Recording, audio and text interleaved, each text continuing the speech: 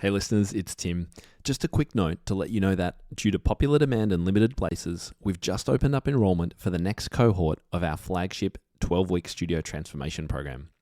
Applications are now invited from teachers who are eager to revolutionize their studio teaching and business practices through weekly group meetings, the guidance of our incredible facilitators, and our Presto framework.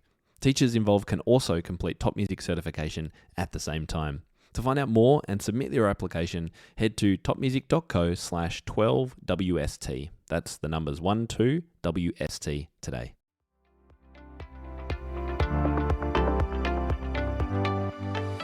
You're listening to the Topcast, the original podcast for growth-minded instrumental music and voice teachers since 2015, with your host, Tim Topham.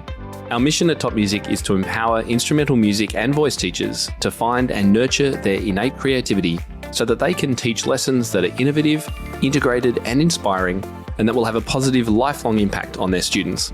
Join us each week as we interview teachers and creators from around the world and unpack fun and exciting ideas to maximize your teaching and studio business success.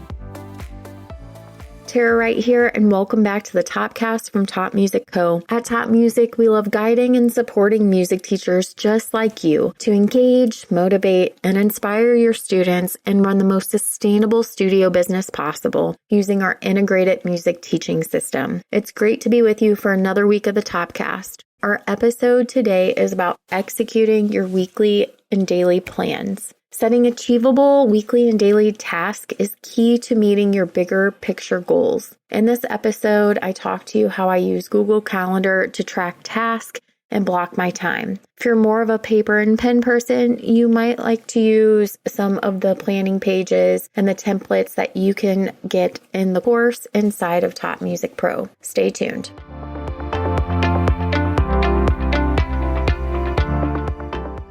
For this video, I'm going to turn around my camera and show you my Google Calendar so you know exactly how I map out my week, how I get all my tasks done, and what my week actually looks like. So let's do this. Okay, welcome to my Google Calendar. I know it looks like a lot, but I like to have a routine and I like to block off my time. So if you notice in the morning, I get up bright and early and I have my farm chores to do. So I have a lot of animals, so I have to make sure they are all taken care of. So I block that time out. And then by 8 o'clock, I like to be back into work. So I am most creative and I get a lot of things done in the morning. So I like to put Top Music first so I can get all the things done. And then by 11 o'clock, I have to be at the store because we open at 11. I've got to make sure I'm here to open the doors for the guys to come in and start their work day. And during this first half of my day, that's where I'm getting stuff for our website completed, any projects that we're in the middle of. I do a lot of the paperwork, all the things. That's the time that I get all of that stuff done. Then between usually 3 o'clock to 7 o'clock, I am in music lessons. So that's another time block that I take out. After that, I do leave time to finish up anything that I didn't get done throughout the day. So 7 o'clock to about 8 o'clock, that is when I am getting all those things taken care of. And then if you notice at night, I still try to get something done. I typically leave a little block of time to just unwind and think about my day and do something for me, either eat dinner or maybe catch up on a TV show, or usually I'm doing Duolingo. And then depending on how the day went, if I still have brain power to go, I try to work on something that I have going on. So usually that's for Melodic Mentors or a course that I am studying. So that is how I map out my day. The other thing that I do is I actually create the task that I need to complete that day. So a lot of people will tell you to complete 3 tasks in a day. What's your priority task? And then go from there. Well, in my blocks of time, I also put in my priorities for that chunk of time.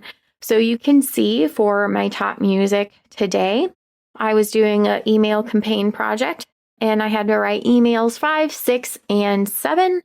And what I love to do is I love to come in here and I love to mark them complete. Now, if you didn't get it done because, things happen, you can move task over to a different day. I can mark that as incomplete.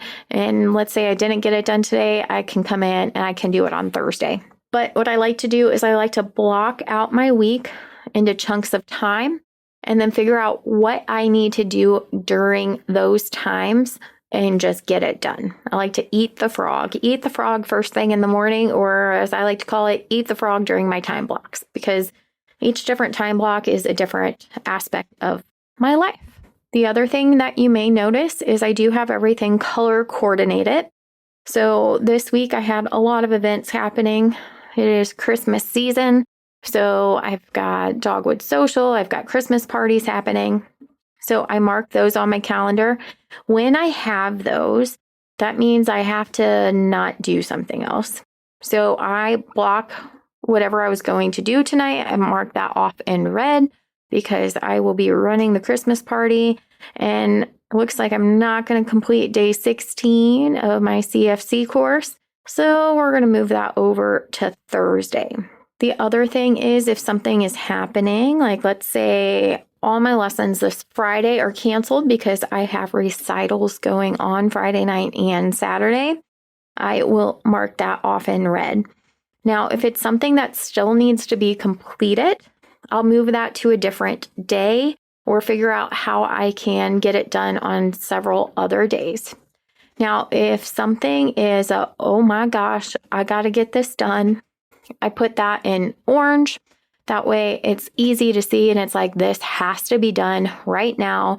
No ifs, ands, or buts. I have to finalize the stage on Thursday. I have to complete my ACH on Wednesday, which you may have seen in my quarterly calendar. I said, these are the things that have to get done on these days. That all transfers over to here. And then what I do is I block it off and I make my task from those goals. So like you saw with the CFC, that is something I'm working on right now. And I picked a 3-month plan. And each day I try to go complete a task. So these tasks are usually 10 to 20 minutes. Some are a little bit longer, but I know I have to do day 16 of my CFC this week. So I hope that helps. I know it's a lot. I know there's a lot going on in my calendar, and hopefully you don't have this much going on. But if you struggle with getting things done, try to block out time during your day and creating tasks to do priority tasks during those hours. Now, if you are more of a pen and paper type of person, I get it.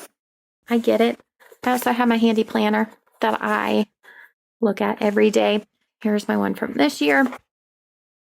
There's sticky notes all over this thing. If you want to make it more creative, a little bit more fun, you can use stickers, you can use washi tape. I use Post-its.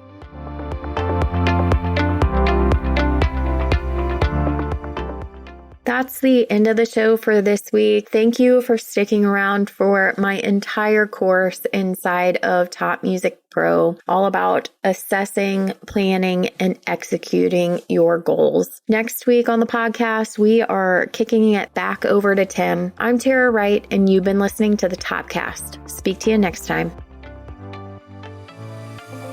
How do you keep up to date with all the latest trends and research into music education? How do you connect with other teachers around the world and make sure your teaching stays fresh and relevant for students of all ages and stages, both now and into the future? I created our Top Music Pro membership to be the one-stop shop for music teaching resources, training, support, and community, and I'd love for you to come and join us inside.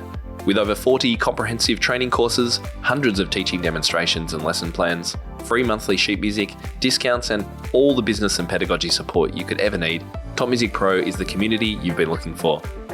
If you're ready to level up your learning from the podcast and join thousands of other teachers in our global network, head over to topmusicpro.com today.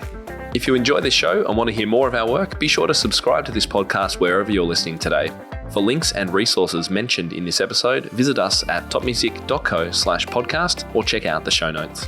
I'm Tim Topham. Thank you so much for listening. Enjoy your week ahead, and I'll catch you next time.